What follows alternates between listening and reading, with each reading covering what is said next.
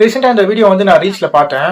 ஆக்சுவலா அந்த கேர்ள் என்ன சொல்றாங்கன்னா, Chennai Rapido users are very worst அப்படின்னு மென்ஷன் பண்ணிருக்காங்க. ஒருவேளை அந்த பாய் ஏதோ அபியூஸ் பண்ணிருக்கான் போல இருக்கு, என்ன இல்ல ஏதோ செக்ஷுவல் ஹராஸ்மெண்ட் தான் இருக்கும்னு நினைச்சு ஃபுல் வீடியோ நான் பார்த்தேன். ஆக்சுவலா என்ன நடந்திருக்குன்னா, அந்த கேர்ள் வந்து கேளம்பாக்கம் டு சோழிங்கநல்லூர் வரைக்கும் பிக்கப் ட்ராப் பண்ண சொல்லிருக்காங்க. ஸோ அதுக்கு 230 rupees ஷோ ஆயிருக்கு. அவன் வந்து 270 rupees கேட்டிருக்கான். அதாவது 30 rupees 40 rupees எக்ஸ்ட்ரா கேட்டிருக்கான்.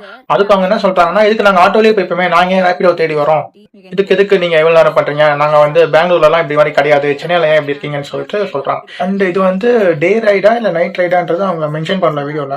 ஏன்னா நானும் ரேபிடோ ஓட்டிருக்கேன், எனக்கும் அது நாலேஜ் இருக்கு. ஸோ அதனால டேயை விட நைட்ல உங்களுக்கு பேமெண்ட் அதிகமாகவே வரும். இல்ல தெரியாம தான் கேட்கறேன், நல்லா யோசிச்சு பாருங்க. ஆட்டோக்காரன் வந்து 30 ரூபா 40 ரூபா எக்ஸ்ட்ரா கேட்பானா? ஆட்டோக்காரன் வந்து கண்டிப்பா ஒரு 100 ரூபாய் இல்ல 200 ரூபாய் எக்ஸ்ட்ரா கேட்டிருப்பான். அவன் 30 ரூபா 40 ரூபா கேட்டதால இப்ப நீங்க அந்த சொத்தே உங்களுக்கு கழிய போதா எனக்கு புரியல. இல்ல அந்த 30 ரூபா 40 ரூபா நீங்க கொடுக்கறதால தான் அவன் வந்து ஒரு வீடு கட்டுறப்பான். அந்த 30 ரூபா 40 ரூபாய்க்காக தான் அவங்க ஓடுறது. அதை விட்டுட்டு தேவையில்லாம வந்து வஸ்ட்ன்னு சொல்றது.